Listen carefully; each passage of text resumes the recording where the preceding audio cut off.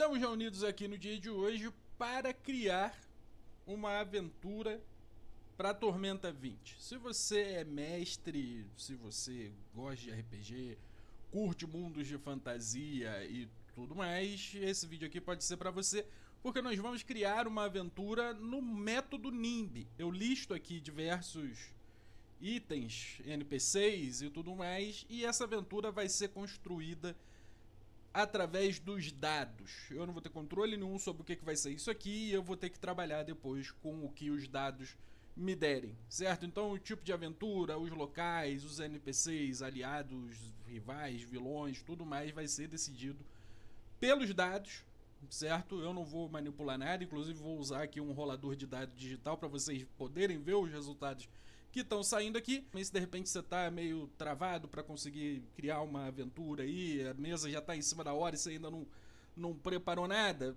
isso aqui é uma pincelada para as coisas surgirem aí, porque a gente sabe que RPG é muito mais improviso do que qualquer outra coisa, certo? Então vamos lá, sem muitas delongas, eu vou abrir aqui, mudar a tela para minha lista e a gente vai começar a anotar as coisas aqui, certo? Primeiramente eu já vou pedir também aí, antes disso tudo, eu vou pedir para você se inscrever no canal, deixar um like e, se puder e quiser, se tornar membro do canal para que mais conteúdos cheguem aqui nesse canal, beleza? Então vamos lá, primeiramente a gente tem aqui um enredo, né? Qual o tipo de aventura que vai ser, se vai ser um trabalho de aventureiro comum, uma jornada, um resgate, perseguição, conflito, diplomacia ou um mistério a ser resolvido, né? Tudo isso, como eu disse antes, o baralho de aventuras do próprio, lançado pela Jambô, do próprio Tormenta 20, disponibiliza isso aí pra gente. Eu só não tô utilizando ele aqui porque pra mim é mais simples que esteja tudo aqui nesse documento mesmo, e aí a gente vai resolvendo a parada, certo? Então vamos lá, vamos descobrir aqui qual vai ser o enredo dessa aventura de Tormenta 20. Vou rolar o dado aqui, são 7, aqui estão 8, mas na verdade são 7, é porque eu tinha incluído uma outra parada aqui que eu acabei removendo. Vamos fazer certo aqui, né? 7. Vamos lá. Então aqui a gente vai um dado de 7 lados e a gente lança que NIMB nos resolva. 3, então temos um resgate. Agora eu preciso consultar o baralho, né? Para saber quais são os tipos de coisa que eu vou precisar aqui. Como é que é uma aventura de resgate? Eu preciso de um NPC ou um objeto a ser resgatado, 2 locais e 4 ameaças, 2 a serem enfrentadas na ida, 2 para serem enfrentadas na volta. Então primeiramente vamos decidir aqui se vai ser o que precisa ser resgatado, se é um NPC ou se é um tesouro. Aqui é muito simples, um dado de 2 lados, 1 é um NPC, 2 é um tesouro, certo? Então temos aqui um tesouro. Resgate de objeto, não necessariamente um tesouro, né? Pode ser um objeto qualquer que tenha se perdido, que tenha sido roubado, que precisa ser resgatado por algum motivo. Isso a gente vai resolver depois, quando a gente tiver aqui, né, a carcaça, que é isso que a gente está construindo aqui, é a carcaça da aventura que vai se formar aos poucos aí. Espero eu, pelo menos. Então agora nós precisamos de 2 locais. O local no qual o objetivo está e um local pelo qual os personagens devem passar para chegar até ele. Então um local no caminho e o local de encontro. Então a gente tem aqui também listado alguns locais, que são tipos de cenários, né? Urbano, fortificação rural, ermos, fronteiras, subterrâneo, lar de vilão, enfim, vocês estão vendo aí, né? São 12 no total, então vamos rolar aqui um D12.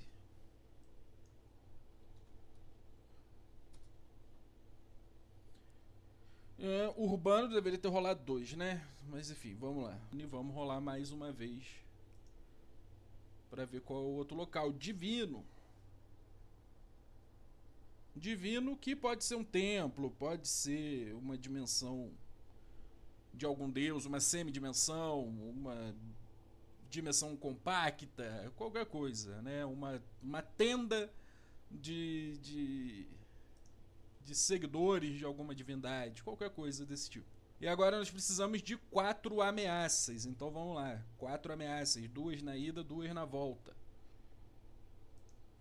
Vamos aqui então para nossa lista de ameaças. Quantas ameaças nós temos aqui?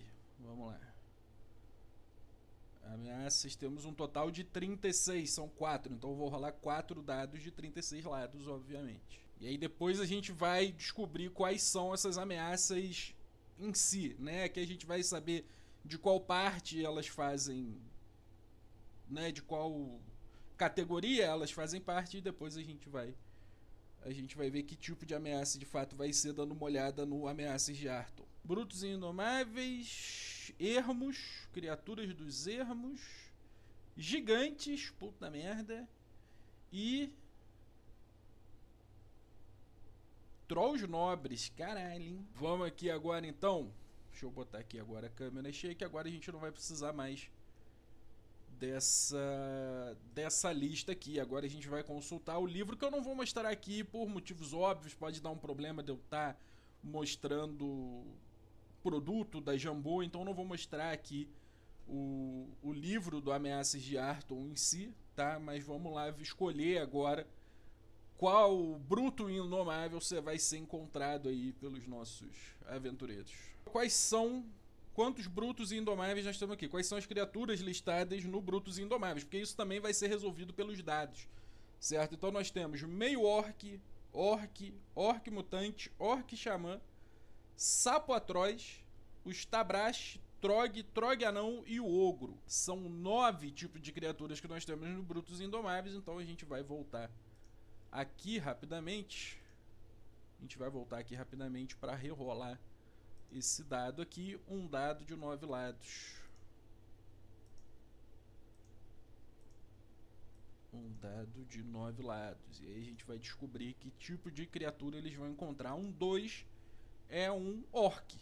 Então vamos lá. Nos erros nós temos o bulete, o carrasco de lena, os centauros, que no caso centauro chefe, centauro xamã de Megalock, um ente, os Stirge, a esfera cacto, lagarto perseguidor, tendrículo e o random, que é essa criatura aí aleatória, né, que pode ser encontrada aí, pode ser que a gente acabe encontrando com ele nessa primeira aventura.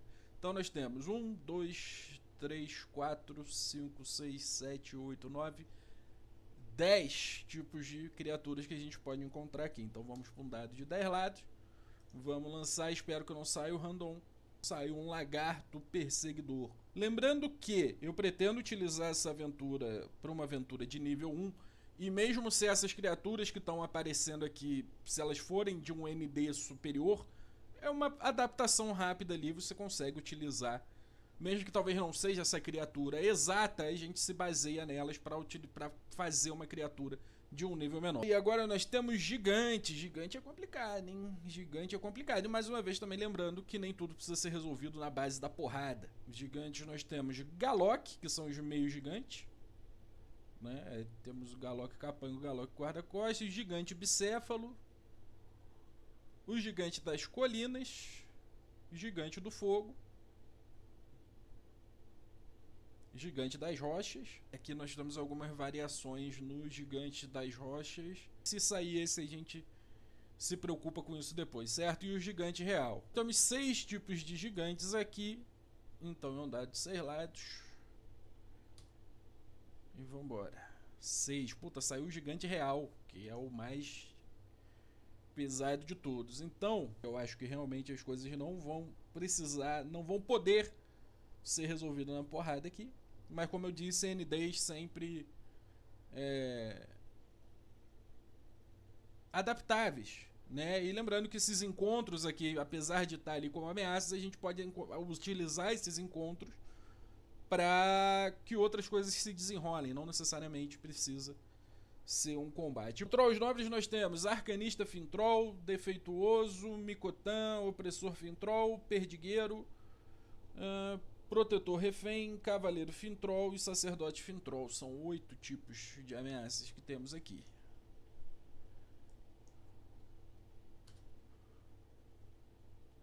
Saiu um 8, é o último também, Sacerdote Fintroll.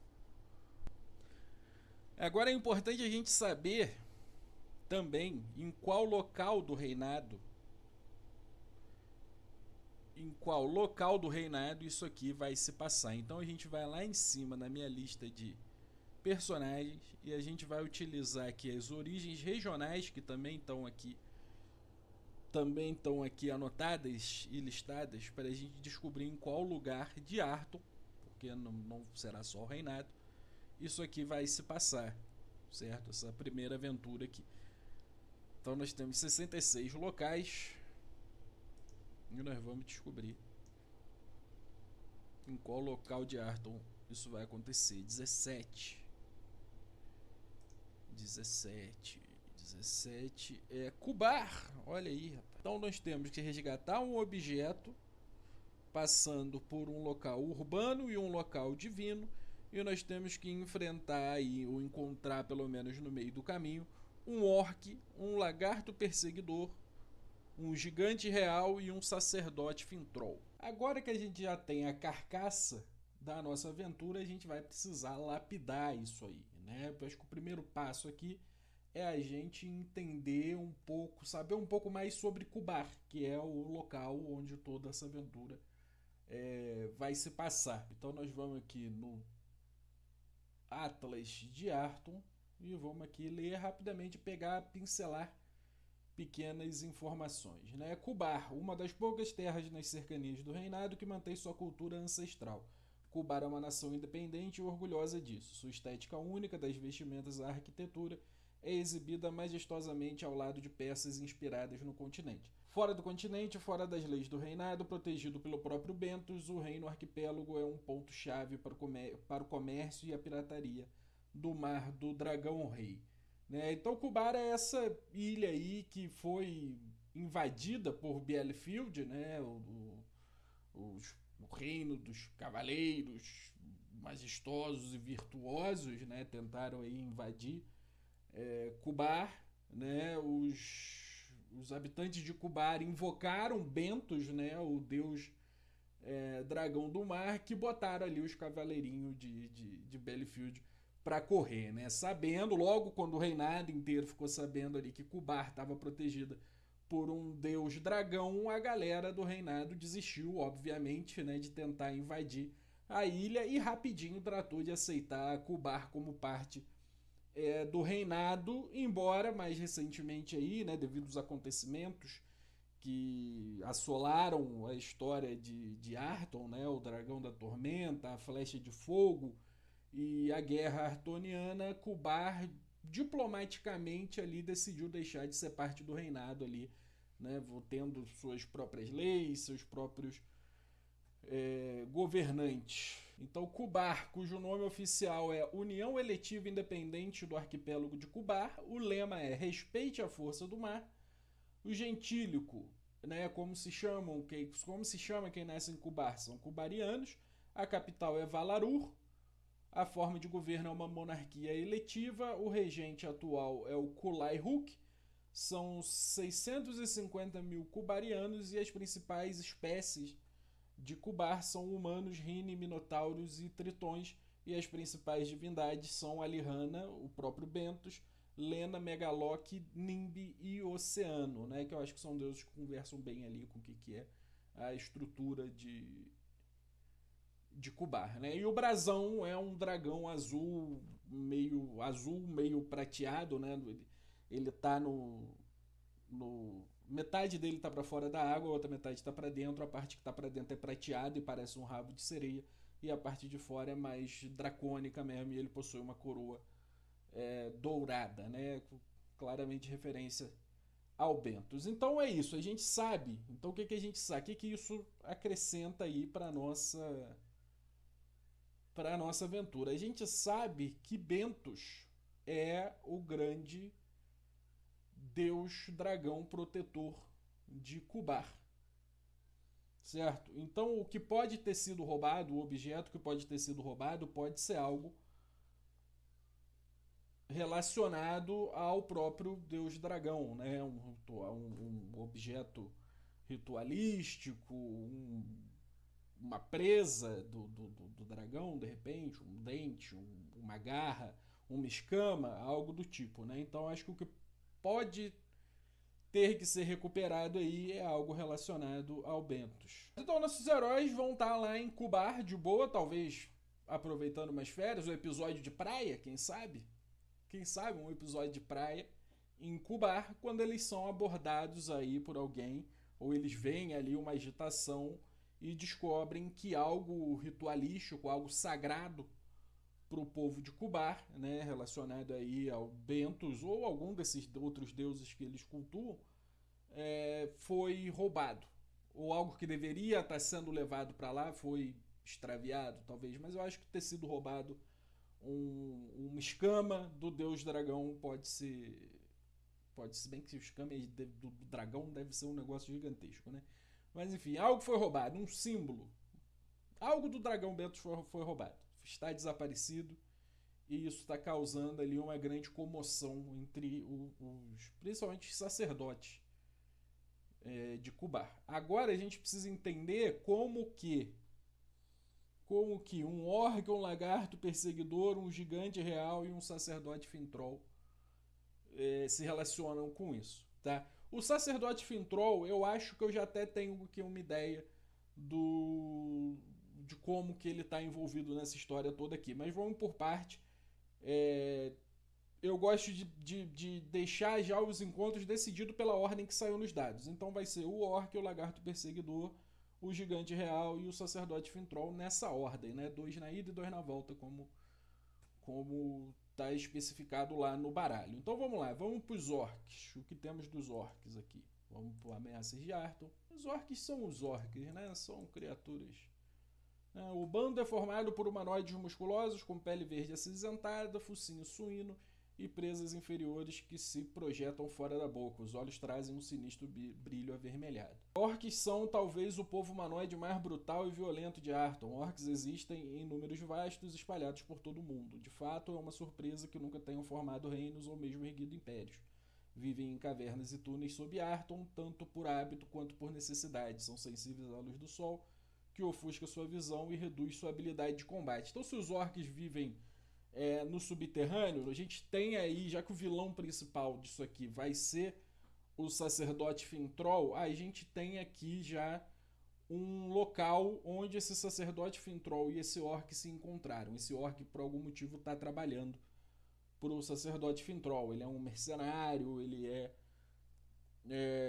alguma coisa do tipo que o sacerdote Fintroll contratou para pegar esse item relacionado, né? Esse item de adoração ao Bentos. Então nós temos aqui um orc mercenário. Então o que acontece?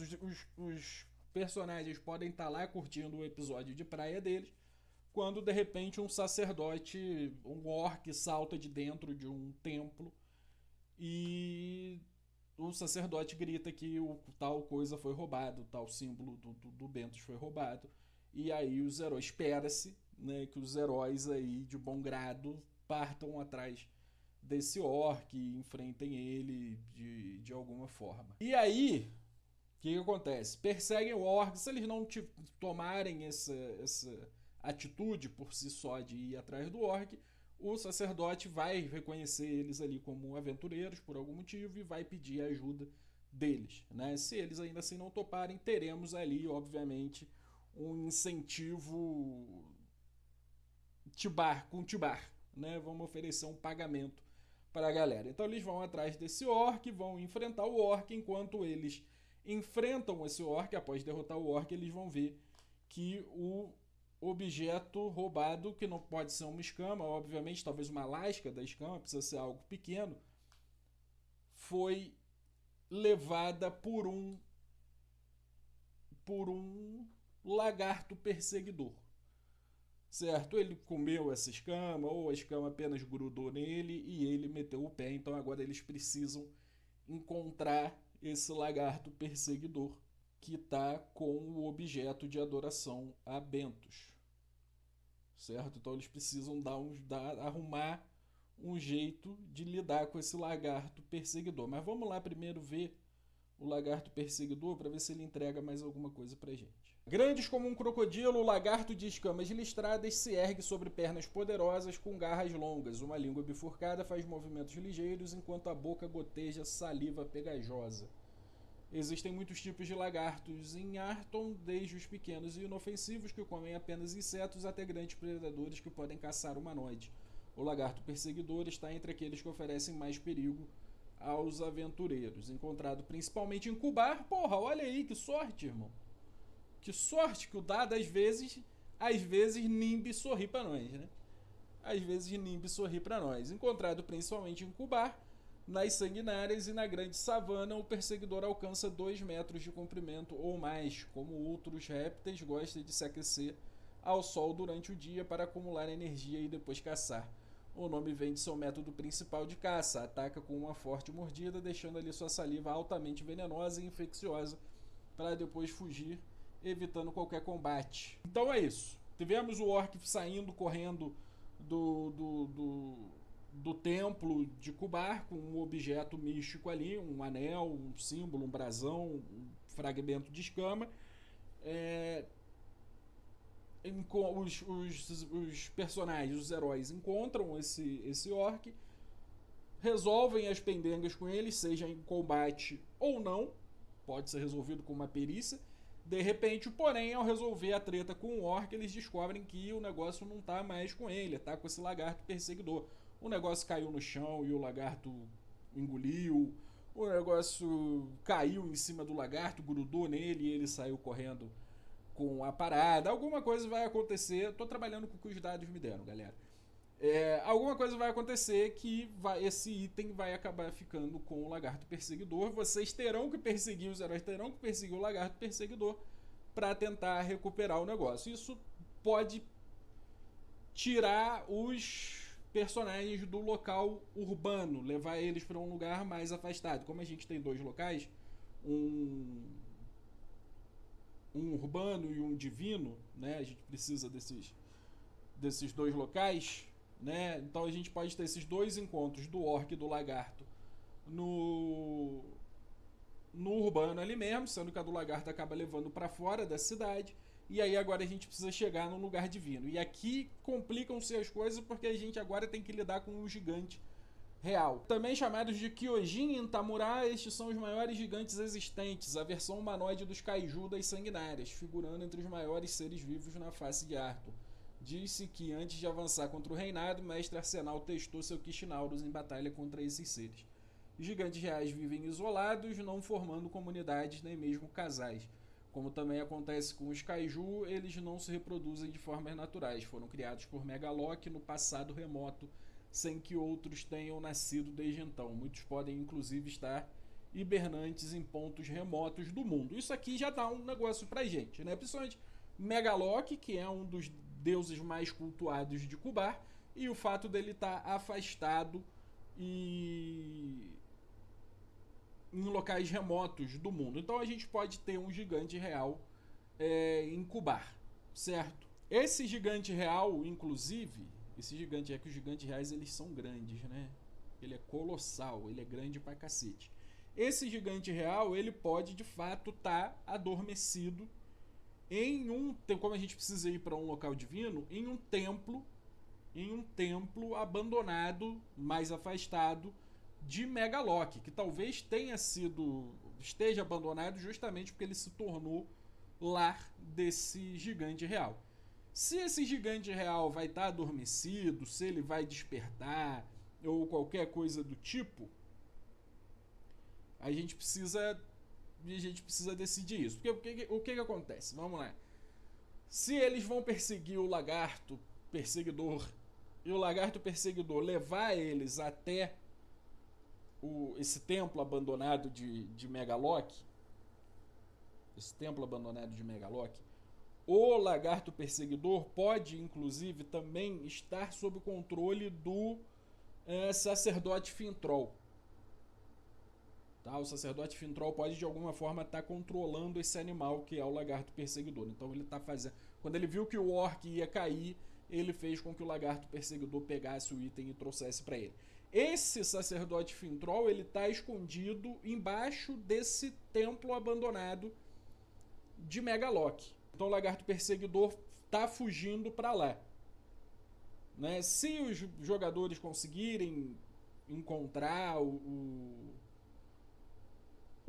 capturar o lagarto perseguidor antes, é importante que algo aconteça para que isso leve os jogadores até esse local de qualquer forma. Se eles conseguirem alcançar o lagarto perseguidor ou conseguirem utilizar alguma perícia para domar o lagarto perseguidor ou algo do tipo, existem outras formas. Eles podem, um buraco, o chão pode ceder e eles caírem no buraco, esse templo de Megaloc ser subterrâneo. Existem jeitos de vocês levarem os jogadores até lá. Eles podem simplesmente ver esse templo ali e ser interessante, chamar a atenção deles por algum motivo. A gente vai precisar improvisar na hora. Como eu disse, não adianta ter todo esse preparo agora, porque RPG é improviso.